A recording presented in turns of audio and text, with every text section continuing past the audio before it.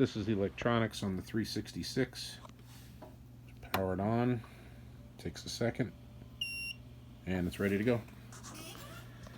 Now I changed a few things. I'm going to remove this sizer since I'm no longer using it on this press. I just found the Mech Super Sizer works good.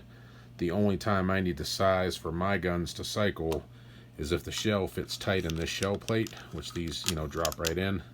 As long as they drop in there, they drop in my gun, no problem. This is the Creative Solutions Primer Punch, which I actually really like. It expands the case mouth up here, which is adjustable. And then this piece is changeable as well, so you can condition the primer pockets if you choose to do so. I usually don't run my hulls that long. Then the spring-loaded primer seater from Hornady. It's real nice because it's real forgiving on the setup comparative to the old hard one. So it seems to get the primers really seated well without crushing anything, and you don't end up with one that occasionally wants to drag on the shell plate or on the plating in here, which I rarely but did occasionally have on my old hard seater. This is the older press, has the non-swing out wad guide. I kind of want to upgrade that, but the parts aren't even available right now anyway, so maybe in the future.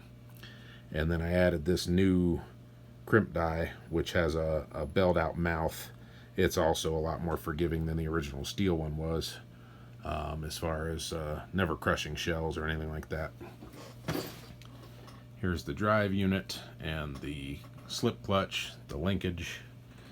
And the press is now operated with a green to go, a red to stop. I can pause it at any time throughout the cycle just by hitting the red, and then when I want to continue on, just hit the green and the cycle continues and finishes. And of course, if you get a jam up and you need to back up the press, right now I have it where I come down here to a jog button, just back up by using this, and then hit reset and go. In the future, I would maybe do a different controller where I would have green to run, red to stop, and then a jog forward and backwards.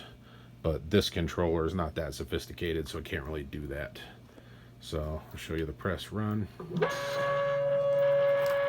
If I want to stop it during the cycle, hit the red, it stops instant.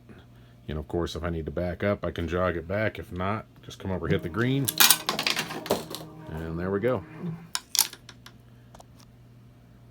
Stick a wad in. And we're ready to run.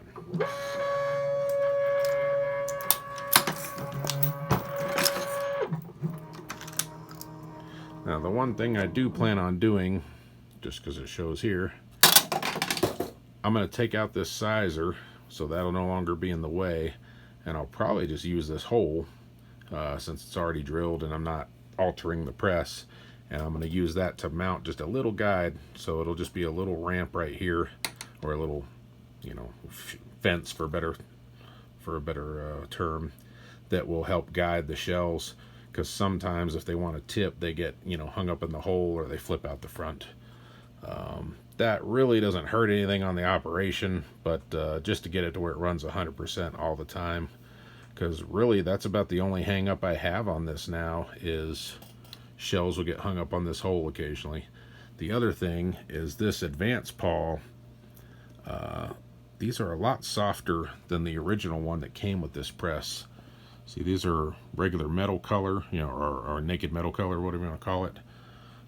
The original one was a black like this, so I don't know if it was hardened or just done for looks, but I do notice that I get more wear on the tip of this. However, I've loaded probably over 4,000 rounds now just on this one pawl. So, they're only a couple of bucks, so it's not a big deal.